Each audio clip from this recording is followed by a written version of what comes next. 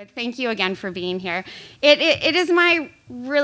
I'm so excited to introduce our first keynote speaker of the day. She's someone I've known and admired for a very long time.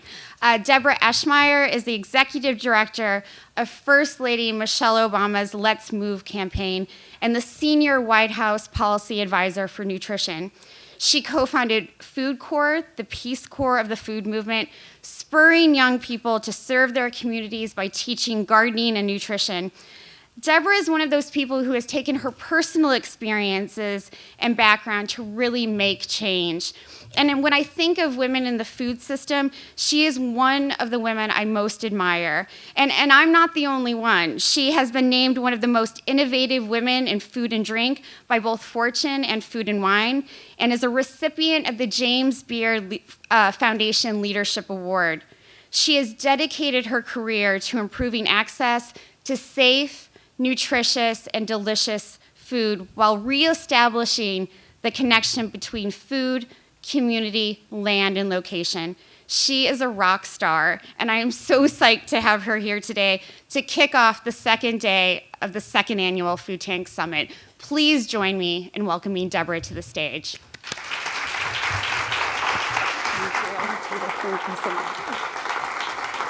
Thanks, that's overly kind and generous, per usual. Hi, everyone. Good morning. Good morning. Everyone's feeling pretty good? Yeah?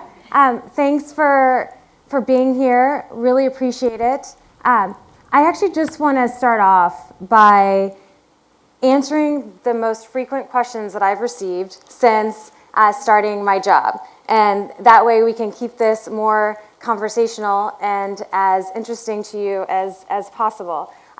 So the number one question that I've been receiving of late is, what happens to Let's Move in January 2017? And what happens with the First Lady in this work? So I'm going to ask the question back to you about how many of you have moved and have continued to work on the issue that you care the most about? Great. Excellent. So you can tell that the answer is obviously very similar for the First Lady. And obviously, I don't mean to make too light of the issue that this platform has been absolutely incredible, and we are using every moment and every day that we currently have to make the most of it. But I want to make it clear to every single person in this room who is passionate and dedicated to the food system that the First Lady is incredibly dedicated to this work. She has been clear that this is something she's going to work on for the rest of her life.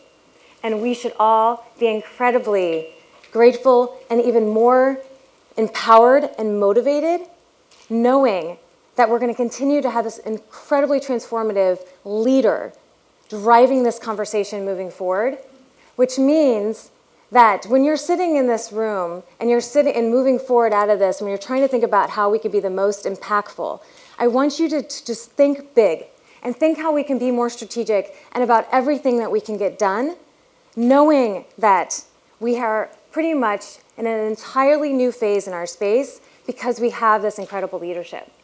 So I just want everyone to really be excited with me for this, because it's really just the beginning. Which means that we need to challenge ourselves when we're sitting here and we're thinking about all of the problems and all of our opportunities about how we're going to think bigger. So that gets to the second question that usually follows that, which is like, so what are you working on now? So obviously our time is dwindling, but we're working really hard on securing all the administration policies that have been securing a healthy food landscape. So this is everything from child nutrition to nutrition facts. But the thing that I want to really make clear to everyone is that from the very beginning of the creation of Let's Move, it has been very strategic and very well thought out. And this goes back in May 2010, when the president put forward a presidential memorandum that tasked all of the federal agencies to look at the ways that we could work on programs and policies to ensure a healthy future for our next generation. This was not this insignificant moment in time. This was incredibly powerful because it charged everyone, from the Department of Interior, USDA, to HHS, the Corporation for National Community Service, all the federal agencies figuring out how we're going to work on this issue together. And what came forward was the first ever Child Obesity Action Plan with 70 recommendations.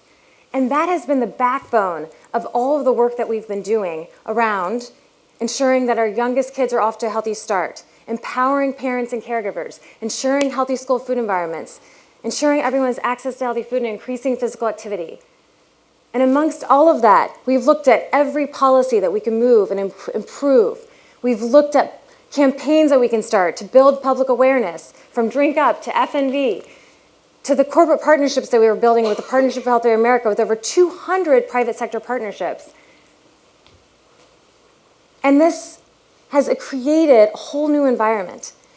And I don't have enough time to go deeply into this, but just one initiative, which a lot of folks may never have heard of, is Let's Move Cities, Towns, and Counties. How many of you guys have heard of this? Yay, for the ones who raise their hands. But what's so incredible about this is that Let's Move Cities, Towns, and Counties has 509 elected officials to date in just the last 3 years that have made a commitment to building out healthier environments. This is reaching 80 million Americans. This is them making commitments to build safe routes to schools. This is them making commitments to ensure all of their federal buildings have a healthy cafeteria. These are ways throughout, and this is a partnership with HHS and the National League of Cities, and it's a really creative way for us to be working to build out the system that we believe in. So I highly recommend, and I don't have much time as I see this ticking down, that you guys check out some of these programs, and we can talk about the ways that we've really embedded this into the structure that we work in. Another question that I get a lot that I have to answer is, what has happened to your farm in Ohio? So I just want to say, farm in Ohio is doing great. I had 22 acres that I was growing fruits and vegetables. Things are going, again, fantastically. But to continue growing, I actually have a vertical garden growing outside my window because my backyard does not have enough light. And so just proving you can grow food anywhere. I went from 22 acres to 18 pockets hanging outside of my window that I just harvested my first radishes, just this week. And, you know, guys, I was like, how is this possibly gonna work? This is a root vegetable, right? And I was like, and this, my pocket is like this big. You guys, my root was insane. Like, not only was the radish like absolutely beautiful and it's like totally mild and delicious, but the root was like, it was just beautiful and winding down. And it's like, here it is, literally growing outside my window. Absolutely beautiful. I'm fortunate to have the White House kitchen garden to also spend time in and to be growing it. I love to say that. But there's something about, you know, growing delicious food outside your window. So I had to share that piece. Another question that I get a lot is it fun?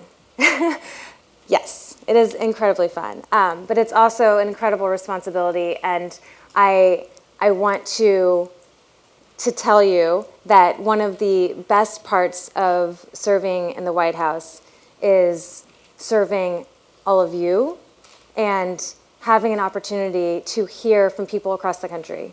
And this is from letter writers to kids, to parents, to nonprofits, to lobbyists, to other government agencies, and just hearing about all these other great, brilliant ideas.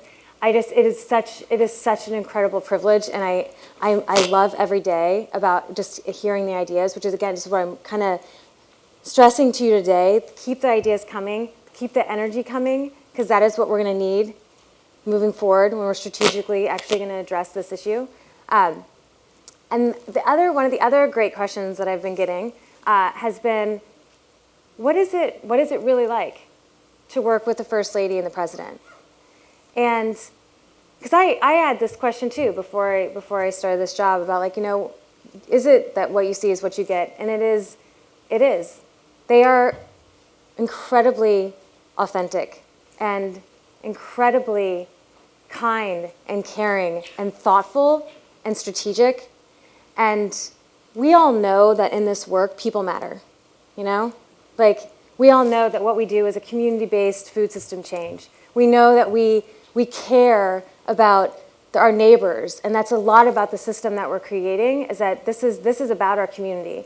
And it really, in the work that we're doing, that we know we're going to be successful, there's nothing that's been more pleasurable than having bosses that are the real deal and care incredibly about this issue. So that is the time I have today, as it just went all the way down. But I wanted you to hear it from the heart about how much, again, the top questions that I have, and how much we are here for you, and we want to hear what your strategies are and moving forward, as this is just the beginning of our work.